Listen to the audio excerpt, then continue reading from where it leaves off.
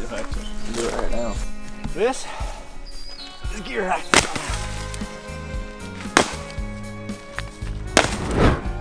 Today's video, we're going to be talking about gear hacks and a bunch of little things that we do that we don't really talk about very often, but we feel like it's pretty handy tools to have for hunting. First one is stealth strips. This is by Stealth Outdoors, our buddy Uncle Lou.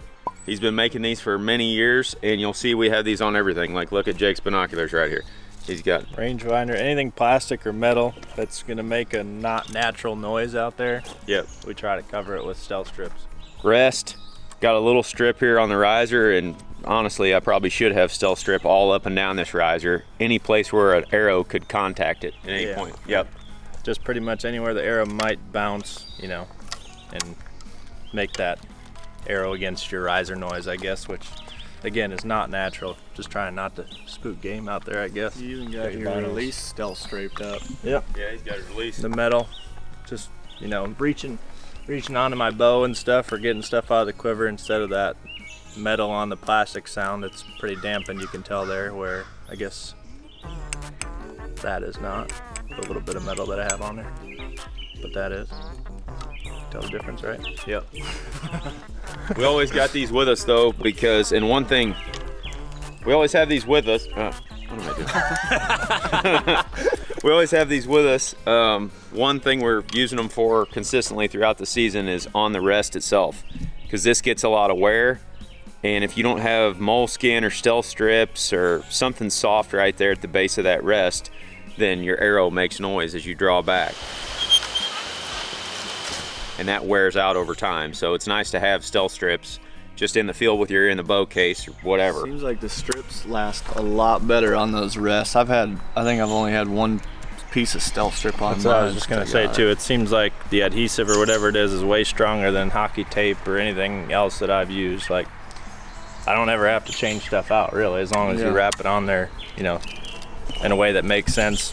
Seems to, like, even the sticks, they get beat the heck up and that stuff stays on there for years, it seems like. So this is a little piece that I carry in my pack whenever I'm going deer hunting with the saddle, and it's a retractable bow hook, bow rope, I guess. It's nice because you can just hook it on your bow and then hook it to your saddle right there, and then as you're climbing up, it'll just pull out on It's like its having own. the bail open on a fishing rod, you know? Yeah, it'll just pull up, and then once you get up there, you just flip that little handle out.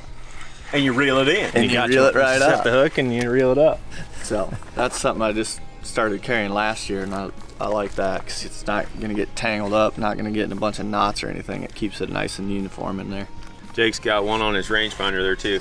I don't know what brand it is. We can drop it maybe in the description. I got it off Amazon. It was pretty cheap, but I usually just have it in my pocket, and then, you know, if I have to range something, I can just drop it there instead of having to worry about putting it back in my pocket or dropping it to the ground.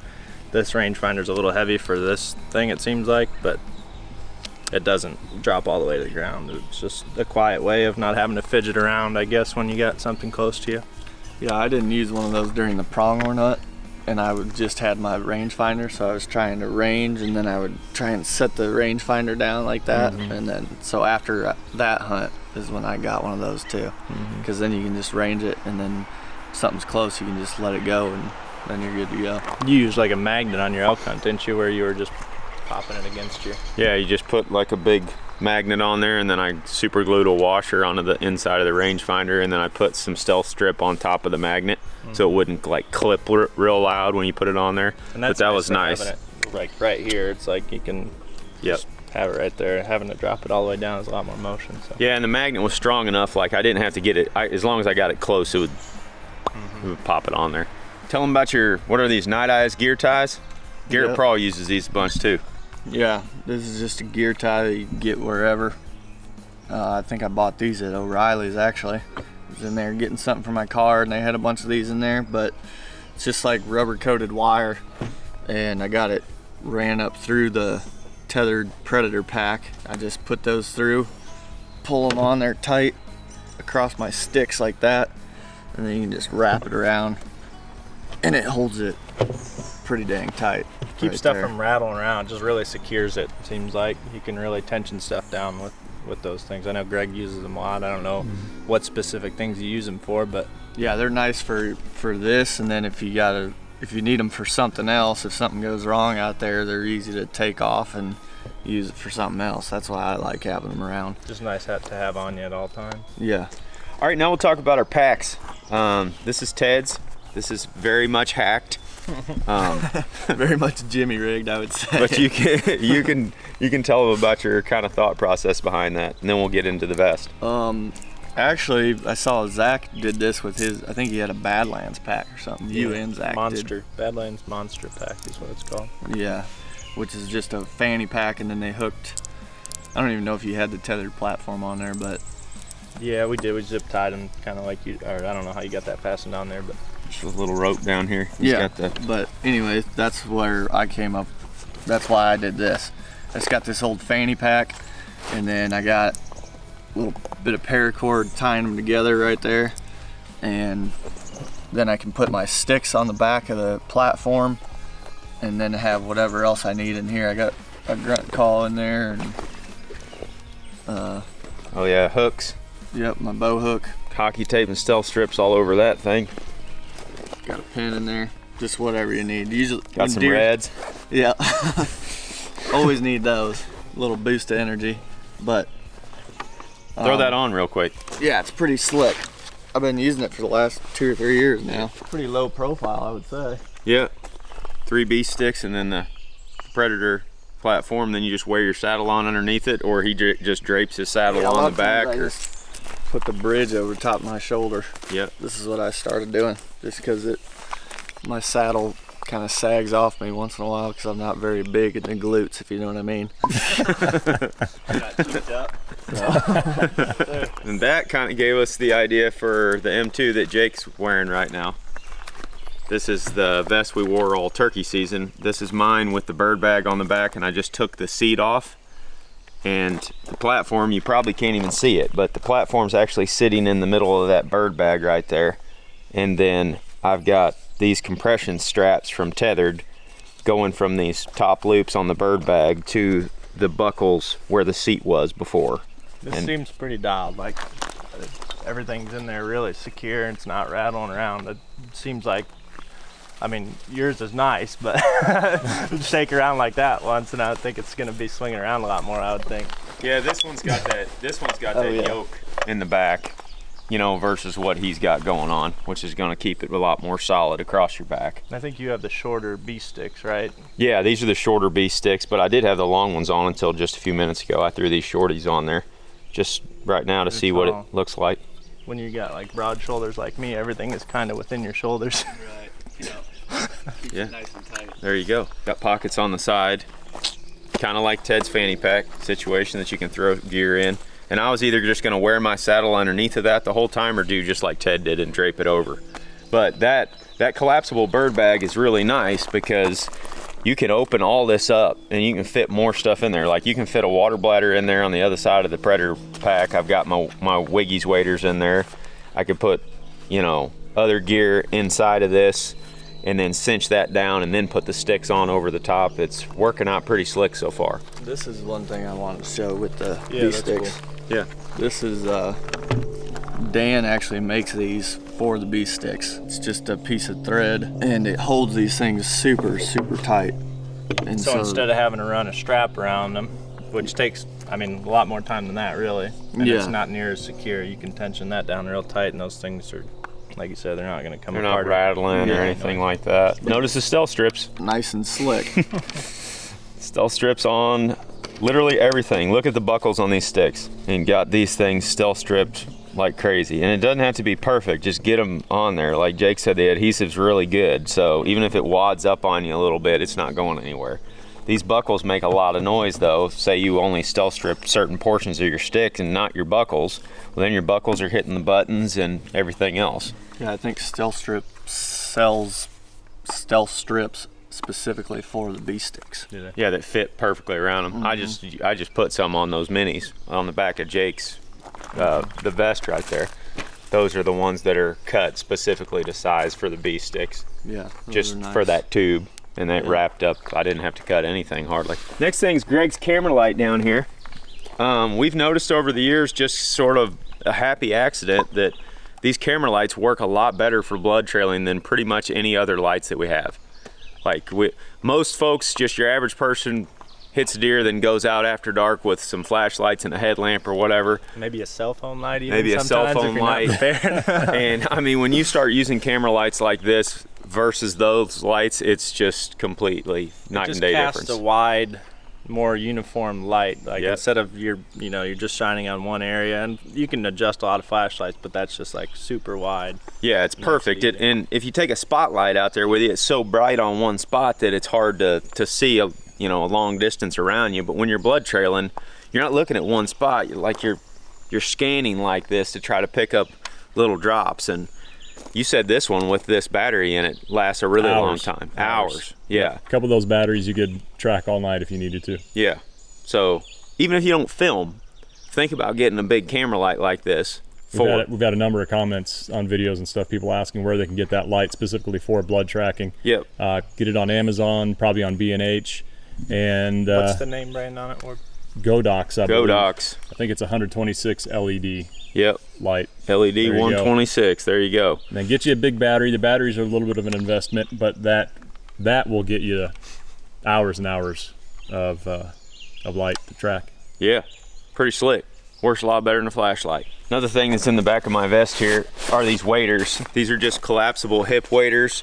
Contractor bags will do the same thing. Just make sure that you get heavy duty contractor bags or heavy duty trash bags and try them before you go out there. But the idea is that you have waders that fit in about this size of footprint so that you can stow them in the back of your pack or whatever. And if you come up to some water that's over your knees or whatever, those things go up to here on yeah. So. And just your heavy duty contractor bags can do the same thing. Just have 2 bags and roll them up and then pull them up over your legs like that to cross creeks, especially if you're like us and you like wearing hiking boots a lot of the time. We can't cross real deep water with these. But if you can. No, you can. Your feet are just gonna get wet. Check out contractor bags or these wiggies and help you cross creeks. These, I mean, they don't weigh anything. They just stow right in the back of the vest and we get a lot of use out of them. Okay, this is another little kind of interesting bunch of crap here that I keep in my bow box all the time.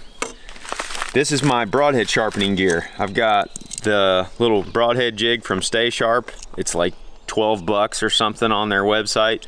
And I use all of the same broadheads, or I have for the last couple years. And all it takes is just a little flat tip screwdriver and the broadhead mounts in there. I might even be able to just push it in there right now because I think it's kind of there. Got the broadhead in there, flat tip screwdriver tightens it down, and then you just run it over these diamond plates. I keep them in this little bag. I've got all different kinds of grit sizes in here, but as you can tell, this stuff doesn't take up a lot of room. That's 2,500, and that goes all the way down to 400 grit, 240. And it's nice to keep this stuff with me. That way I can just hit my broadheads a couple of times. I can throw the broadhead in one of these little jigs and I can run it over that diamond plate a few times just to hone the edge a little bit, because if you don't take good care of these things, they will get dulled up and not be as effective for you. But you know where you got the diamond plates from? I don't remember where I got those diamond plates from. You can buy them off Amazon or wherever. I mean, you can get all different kinds of diamond plates, or sandpaper will do the same thing. It just wears out quicker than the diamond plates do. But this is the most interesting thing. You might have heard us or Troy at Ranch Ferry talking about leather strops for honing the edge on the broadhead. So basically you run them through diamond plates to sharpen them, or sandpaper, but then to really get that super sharp edge, you got to pull the burr off the broadhead and you need some kind of leather strop. Well, this is obviously a box of Fruit Loops. This is not a leather strop. This is a poor man's leather strop, if you will. And then I've got some buffing compound that you can get from any hardware store. You can probably find it at Walmart. You just run this buffing compound across the cardboard on the inside of the cereal box here. Come on, there we go. And then that works as your leather strop.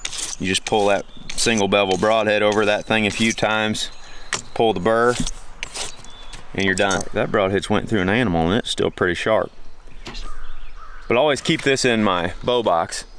Like I said, shooting arrows and broadheads are coming in and out of the quiver all the time, and it's dulling them up little bit by little bit. So in the middle of a hunt, a lot of times I'll whip out some cardboard and that buffing compound and just hit them just like I did there 8-10 times and pull the burr off, and it's back to really sharp. That sucker could hunt right now. Another one, as you can see by Ted's hat, is just like any hunter colored spray paint or natural colored spray paint. There's even camouflage cans out there. I don't know what exactly we have here, but I think we just got regular tan spray paint and some green. The flatter colors, though, not with any gloss on them. Like whatever this part of the bow was black and pretty shiny. So me and Ted both hit ours. Limb pocket. What's that? Your limb pocket. Limb pocket, yep. Exactly. Just like, I guess, whatever animals might see while they're looking at you. Black's not a color that really exists naturally out there, it doesn't seem like. So just trying to hit all the black on the bow, or as much of it as we can to get it where it sticks at least. Ted will sprinkle up his hat usually once every spring or fall. I spray painted that a couple times this spring. This and my pants. Had some pants that were getting sun faded, so this actually is stuck a lot better than I figured it would, but that's just green spray paint on there now. So yeah. That's some hacks. You got any more hacks you want to tell folks about? Nick had one more. Yeah, let's go. Nick's got one more. Let's go hack. get Nick's tip, actually. This would be pretty funny. He's still sleeping there, I think. I hope. Yeah, oh yeah, he is. I just went in there, he's still sleeping. I wish like one of his drill instructors was here and they could get him up. Nick Andrews! What? Get up!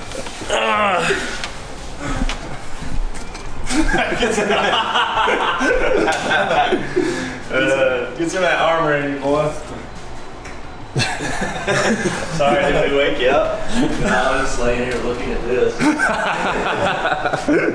What do you got up there? Nothing. I was thinking about getting a Sharpie and kind of drawing some pictographs or something up here. Get a little storyline going.